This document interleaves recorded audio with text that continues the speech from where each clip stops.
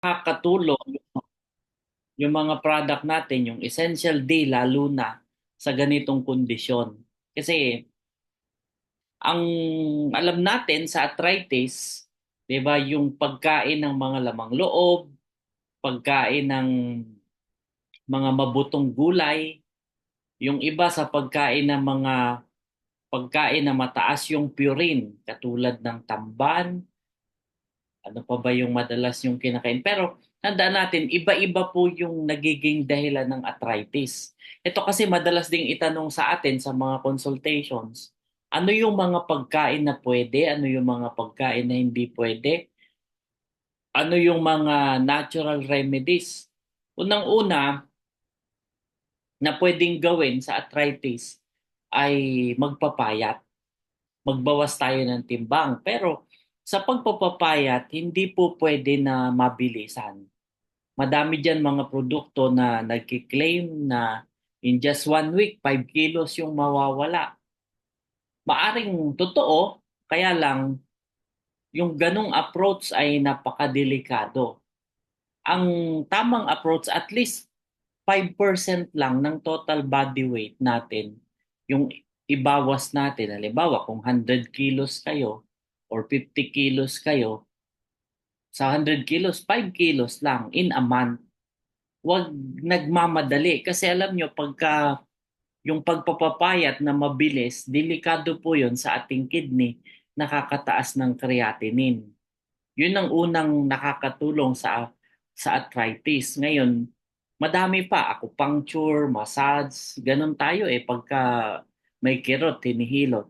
Pero may mga pagkain na dapat nakainin, may mga pagkain na dapat na iwasan. So yun ang focus ng discussion ko ngayon. Ang arthritis ay inflammation ng ating mga joints. May pain, may stiffness. Yung iba nagkakaroon ng deformity, affected yung tinatawag na range of motion. So ito, sabihin natin na parang sakit ng tumatanda, no? Pero meron namang mga matatanda or umiidad na hindi naman nagkakaroon ng ganitong kondisyon kasi maingat sila pagdating sa pagkain. Kaya lang, pagdating sa pagkain, nagkakaroon nga ng kalituhan. Merong iba na ayaw kumain ng munggo kasi mataas daw yung uric acid.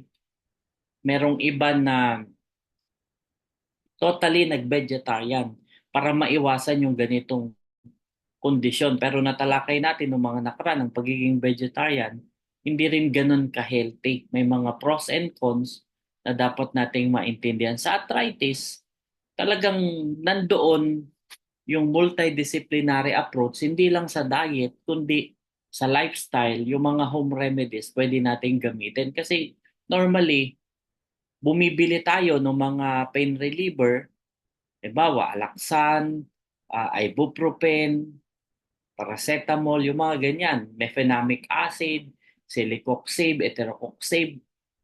Yung long-term na paggamit ng mga gamot ay nakakasama sa ating atay, nakakasama sa ating bato. Pero hindi naman natin sinasabi na huwag tayong uminom ng gamot kasi may pagkakataon kailangan natin sila para mabilis na makontrol yung pain. Kasi pag tiniis niyo yung pain, delikado naman yan sa ating kidney. Kasi may mga yung mga inflammatory chemicals na lumalabas na pwedeng makaapekto sa ating kidney, pwede magpataas ng chance sa heart attack. Kaya importante na maging balanse lang. Ano? Ngayon, ang unang pagkain na pwedeng makatulong sa mga may arthritis, yung mga merong sulfur. Ang sulfur kailangan para sa repair, rebuilding ng ating mga bones, ng cartilage, ng connective tissue, nakakatulong din sa absorption ng calcium. So saan yan ng mga pagkain? Ang halimbawa na mayaman sa sulfur, yan, bawang, sibuyas, asparagus, at saka itlog. Katulad ng sinasabi natin noon pa, ang itlog, lahat ng known nutrients nandyan except vitamin C. So pwede siyang makatulong kasi meron siyang sulfur. Ngayon, saan pa natin pwedeng makuha yung sulfur? Merong iba na nagbababad sa mga hot spring. Yan, yung mga volcanic area, bawa sa Laguna, yung totoong hot spring. Kaya yung tubig, mapapansin nyo, talagang amoy asupre. May mga hot spring sa ibang mga lugar sa Pilipinas, halimbawa sa Bicol, meron din. Sa Mindoro, meron din. Yung mga hot spring sa Mindanao, sa Visayas, alam ko meron din na yung mga lugar na malapit sa bulkan na nag-aamoy asupre yung tubig kasi yan pwede siyang makatulong sa ganyan. So yung iba, kaya ginagawa, nagbababad sa mga hot spring, pwede po yung makatulong kasi naa-absorb din ng ating katawan ng sulfur sa ating balat. So kung na-absorb natin mula sa mga pagkain, pwede rin po yung ma-absorb mula sa ganong aspeto. So yan po yung mga pagkain na mayaman sa sulfur. Okay lang po yung asparagus, wag nyo lang pong balutan ng bacon. Ano, kasi yung iba, kakain ng asparagus, yung piniprito, kaso binabalutan ng ng bacon, ano. Wag nang ganon. Wait lang po. Ah, isa pa na dapat nating maintindihan na kailangan yung mga histidine-rich foods. Ang kailangan natin yung histidine kasi tumutulong siya sa detoxification. Ang histidine ay isang amino acid para matanggal yung mga heavy metals lalo na sa ating katawan. Ayan, pansinin nyo, yung mga may arthritis, mataas yung level ng copper and iron sa katawan. Ngayon, saan pwedeng manggaling yung sobrang iron? Halimbawa, sobra po yung kain nyo ng mga talbos. Okay po yung mga talbos as source ng iron, pero pag sumobra, pwedeng tumaas yung iron. O kaya, pwedeng dahil sa iron supplement. Yung may mga anemia, umiinom ng ferrous sulfate, tumataas yung iron sa kanilang katawan. Pwedeng may kondisyon na talagang sobrang taas na maapektuhan yung immune system. Yung copper, pwede ring may mga pagkain na nainom, may mga inumin na mataas yung copper. Limbawa, yung mga niluto sa kaldero, yan, pwedeng magpataas yung copper niyan. Pero yung sobrang level, maaring may mga medical condition kaya tumataas yung copper and iron sa katawan. So kailangan natin ng histidine. So pagka ganyan, yan, ang pamilya tayo, kanin. So pagka may arthritis, medyo lugaw-lugaw lang muna, no? Pero pagka lugaw at ganitong maulan, huwag niyo nang lagyan ng tuwalya, no? Baka ah, nahilig kayo sa lugaw, masarap, pero may nakahalong tuwalya ng baka, lalo kayong mag-arthritis. Yung iba na lang ang ilagay, ano, manok na lang para hindi nakakarayuma. Isa pang pagkain na pwedeng makatulong ay pinya. Yan, kasi mayaman siya sa bromelain enzyme na may magandang anti-inflammatory compound, may anti-inflammatory properties. Pero sa pinya, dapat fresh. Hindi siya pwedeng naka-frozen, hindi pwedeng nakalata. So it must be fresh para maging effective. Ngayon, madami namang pinya, mura lang ang pinya. Ano, kahit sa ibang mga bansa sa abroad, madaming pinya. Yan, fresh. Kaya yung mga, limbawa, medyo kumain kayo ng bulalo, tapos uminom ng pineapple juice, thinking na pang-balanse, and hindi po yung nakakatulong. Ang bromelain, makukuha natin kapag kinain natin ng hilaw yung pinya. Yan, maganda rin siyang pangtanggal ng kirot. At ito, yung mga fiber, katulad ng flaxseed, yan, pwedeng makatulong. Yung chia seeds, ganun din, mayaman din yun sa fiber kasi ang ginagawa niyan, pinipigilan niya yung absorption ng uric acid sa ating katawan. At hanggat maaari, Yan, i-reduce yung amount ng fat sa ating diet, yung mga dairy products. Yan, wag muna. Hangga't maaari pag may sumpong, iwasan. Lalo na yung red meat. May nakalagay dyan, avoid caffeine, citrus fruits. Yan. Kaya pansin nyo, lahat po yan pwedeng mag-cause ng arthritis. Yung mga pagkasumpong po yung arthritis, wag muna yung mga citrus fruit. Kasi lalo pong sasakit. Ano, sobrang salt at anything containing sugar. Ito yung sitwasyon natin ngayon. Kaya madaming nagrereklamo ng arthritis. Usong-uso yung milk tea, bubble tea. Usong-uso yung mga instant na juice, um, yung mga powder na tinitimpla, yung 3-in-1 na kape. Yun yung isa sa nakakaapekto kasi ang mga sugar niyan, kung mapapansin nyo, iba. Hindi siya yung regular na brown sugar. Kaya nga ako may isang brand ako ng kape na instant na yung brown sugar ang ginagamit. Yun okay siya. Pero kung ang sugar niya ay yung katulad nung madalas nating alam na magic sugar na konti lang. Imagine niyo yung mga juice. Ang liit lang na sachet pero sa 1 liter matamis pa masyado. 'Di ba? Dahil ang sugar niya ay iba.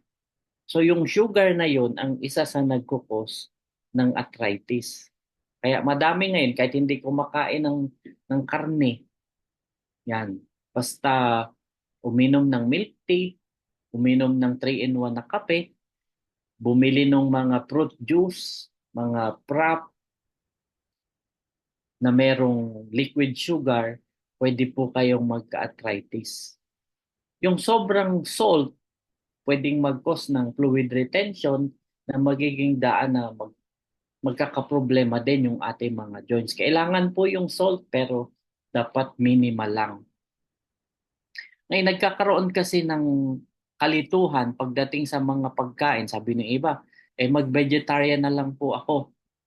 Pero itong mga gulay na ito mga nightshades, vegetable na tinatawag, ah, kasama dyan yung sili, sa siling pansigang, yan. Pero case to case, talong at kamatis at saka patatas. Nakaka-arthritis din po yan dahil sila ay mga nightshades na ibig sabihin meron silang component na solanin na nakakaapekto dun sa enzyme sa ating mga muscle na nare-retain yung uric acid.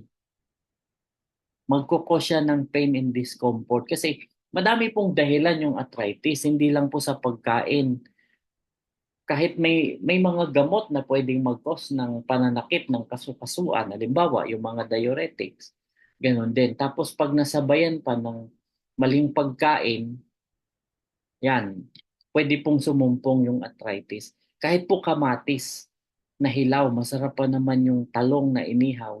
Baka nagtataka kayo yung iba, bakit di na nga nagkakarni, puro talong na lang, nagsawa na sa talong kasi may taniman sila ng talong.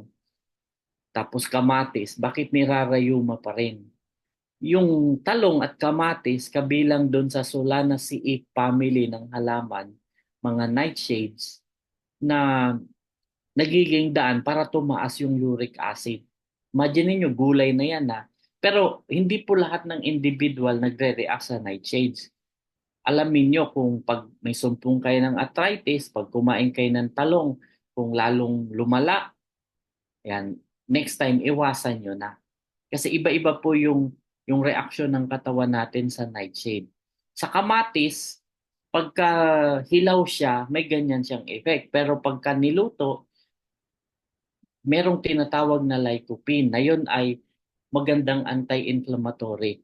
So ang kamatis, pag hilaw, pwede maging dahilan ng sumpong ng arthritis. Pero pag niluto, pwedeng makatulong para makontrol yung arthritis. Kasi yung lycopene component, mas lumalabas kapag ka na-process yung kamatis, nagiging daan para umeffect yung kanyang anti-inflammatory. So ito lang naman mga nightshade. Alam niyo yung isa pang kasama sa nightshade, Yung kangkong, kasama din yan. Yung kulitis, yung spinach. So yan po yung reason. Pero case to case nga po, may mga iba na okay, may mga individual na nagkakaroon ng reaction. So tingnan nyo po kung magre-react ang inyong katawan sa mga gulay na ganyan, kung may sumpong na arthritis. Kung medyo sumakit, lalong sumakit, medyo iiwasan nyo na sa sunod yung mga ganong pagkain. Kasi ito, hindi sa lahat po umiipekto. Ang isa pa, nabanggit natin kanina, yung sobrang iron, delikado sa ating mga joints. So, sa mga pag-aaral, yung mga iron supplement, lalo na ferrous sulfate, ferrous fumarate, sila po yung nagiging daan para masira yung ating mga joints. Pag sobra, nagsisilbing free radicals po iyan, nakakasira ng mga joints. So ano yung kailangan? Halimbawa, anemic, dahil sa merong ibang pang sakit, ano yung pwedeng pagkunan ng iron? Nasa pagkain po. Pero take note, sa pagkain, kailangan po ng vitamin C para ma-absorb yung iron. Yung mga good sources ng iron, molasses, yan, broccoli, cauliflower, yung mga beans, green peas, okay po yan. O kaya sa animal sources, yung atay. Pwede po yun. Kaya lang, pwedeng mapasobra, pwede mag-cause nga ng arthritis pag sobra yung iron. So dapat balanse lang din. Yun yung lagi nating tatandaan pagdating sa pagkain, it should be balanced. Ngayon, may mga research na ang pagpapaaraw ay nakakatulong din para makontrol natin yung pagkasira ng ating mga joints. Kasi siyempre, ang vitamin D3 ay kailangan sa absorption ng calcium para pampatibay ng buto. So kailangan natin na magpaaraw, di ba? Sabi nga, spend time outdoors for fresh air and sunshine. Kasi pag nag-synthesis ng vitamin D3 ang ating katawan from cholesterol, makakatulong yan para ma-absorb yung calcium. Nakakatulong din siya pampalakas ng immune system. Kasi ang vitamin D3, ina-active niya yung ating mga immune cells para makaiwas tayo sa sipon, sa trangkaso. At kailangan din siya for proper bone formation. Kaya yung mga naglalagay ng mga sunscreen, magpaaraw muna at least 15 minutes araw-araw bago maglagay ng sunscreen. Yung iba talagang takot sa araw kasi nag-i-inject ng glutathione. Yan. Pwedeng kunin sa pagkain yung vitamin D3 sa mga isda. Meron sa sardinas, merong vitamin D3. Kaya lang, ang best source talaga ng vitamin D3 ay magpaaraw lang, kahit 15 minutes, magpaaraw lang. Kailangan po yan sa mga may arthritis. Ngayon, anong relationship ng arthritis dun sa ating essential D? Kasi nabanggit natin na ang essential D pwede ring makatulong kasi nga ang isang concern is yung sobrang sugar. Lalo na yung mga sugar sources ngayon ay nandiyan, yung mga instant, yung mga milk tea, yung high fructose. Yan. So pagka kinontrol natin yung sugar, pwede tayong makaiwas sa arthritis. May isa pang concern, added sugar. Alam nyo, we think na halimbawa, yung isang paborito nyong iniinom na probiotic drink na maliit na bote na healthy, yung Yakult, di ba? You're drinking Yakult. Pero pag tiningnan nyo yung added sugar, 10 grams po ang added sugar niyan. Kaya pagka yan yung madalas na iniinom, pwede rin po yung mag-cause ng arthritis. Alam niyo yung arthritis sa pag-aaral, sa Amerika lang, nasa 50 million yung mga may arthritis na adult. Sa mga bata, nasa 300,000. So ganon. Kahit mga bata naaapektuhan na dahil nga sa mataas yung sugar intake. So saan pa pwede siyang makuha natin yung sakit? Yung mga processed food, processed meat, pwede po yung maging daan sa ganitong kondisyon. Pero yung mga binanggit nating pagkain, yan, may mga dapat na iwasan, may mga dapat na kainin. Sa mga treatment naman, yan, kontrolin ang sugar, magpapayat, pwedeng mga herbal medicine like yung turmeric, ginger, pwede po yung makatulong. Pero ang importante po, balansehin natin yung ating sugar kasi isa yon sa daan para ma-manage yung uric acid. May isa pang source na akala natin healthy pero pwede maging dahilan ng arthritis. Yellow corn. Yan yung mahilig sa mais. Nakaka-arthritis din po yan lalo na kung kayo ay type B. Yan sa mga blood type B ang mais po at saka buko hindi po pwede kasi magkukos po yan ng arthritis. Kasi meron ding factor yung blood type sa ating kalusugan. Kaya siguro sa mga susunod tatalakayin din natin. Pero dun sa mga nakasubok na, ang kombinasyon ng essential C at D ay malaking tulong para sa ganitong kondisyon, sa sugar control, sa uric acid control, makikita nyo yung effect. Pero gusto ko lang ding ipaalala no, na ang ating essential D, hindi po cure all kasi may mga tanong nababasa ko na parang pati epilepsy, pati halos lahat, hindi po siya cure all. Pero pwede siyang makatulong basta ang sugar, ang cholesterol, ang uric acid, medyo tumataas. May effect po siya. Yan. Any question po?